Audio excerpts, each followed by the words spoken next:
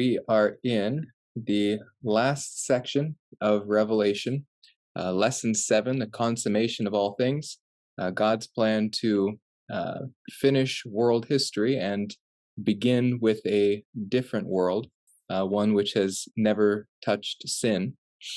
And so we are now looking at the eternal city, which will begin in the eternal state. It is described by the author of the book of Hebrews and by Paul as a city which is not part of the present creation, but it is part of a different creation. And so we are able to see it here in the new creation because it was not destroyed as part of this creation. We'll begin with a quick introduction to this eternal city in which John reintroduces it to us. And then today we'll just look at the external description so that we can save the internal description for next time.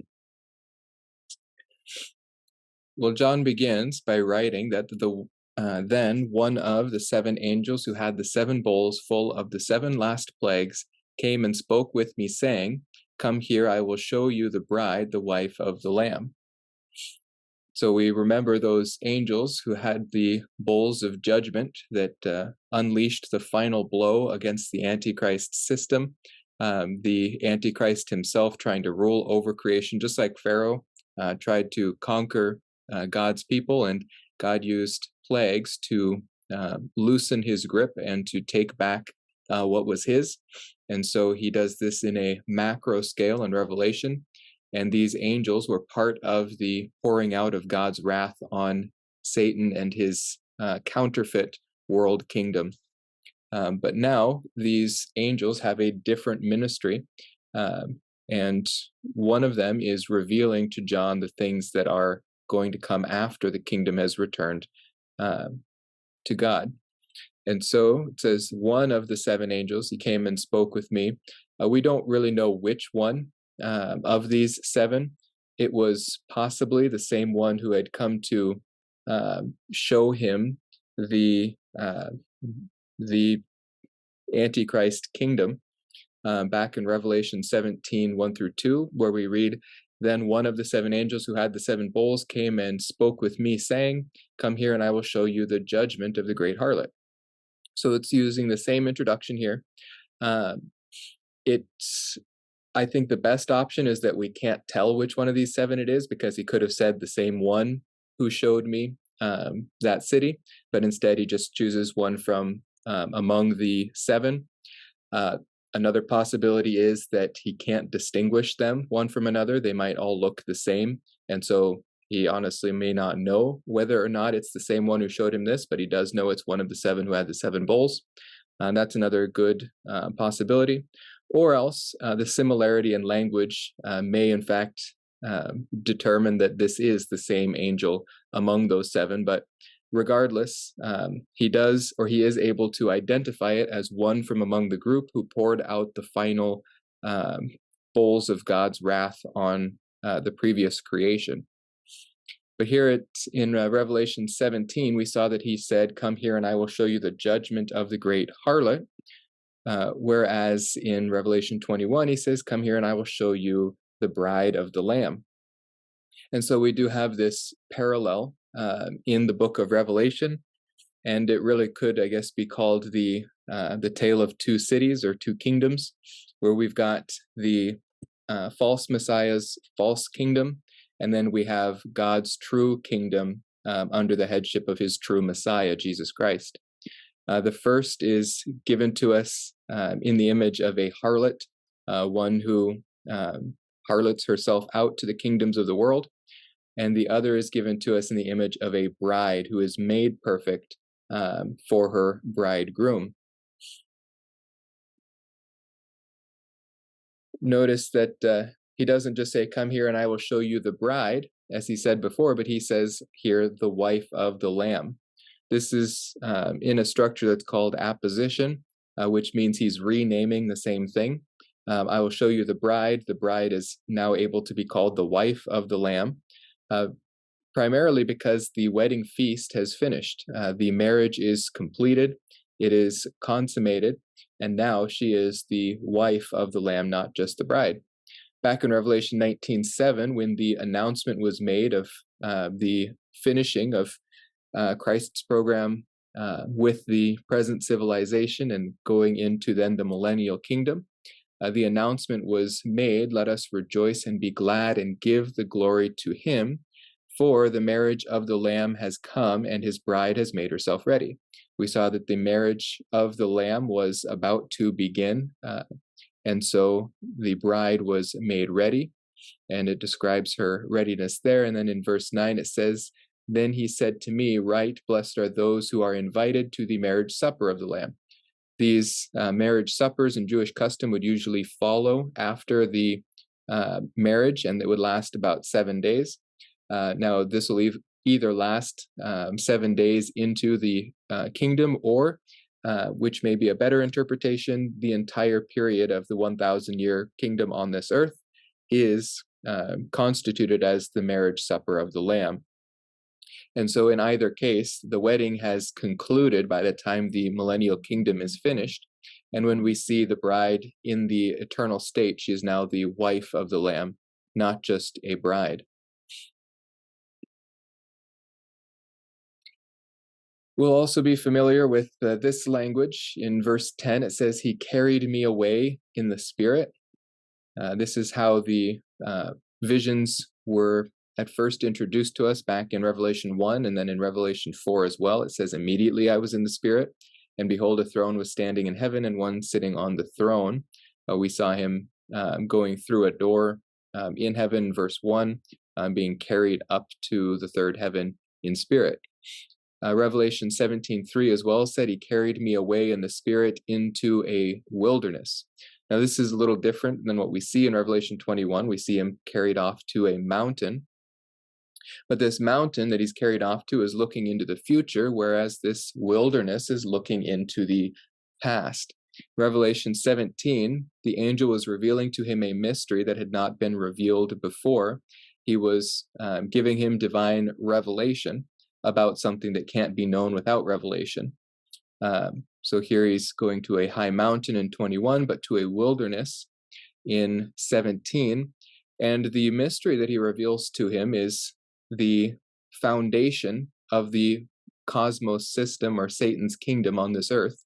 And he takes him all the way back to the Tower of Babel. And so this wilderness makes sense, because the Tower of Babel was built in the world just following the flood, and it would have been wilderness to an extent at that point.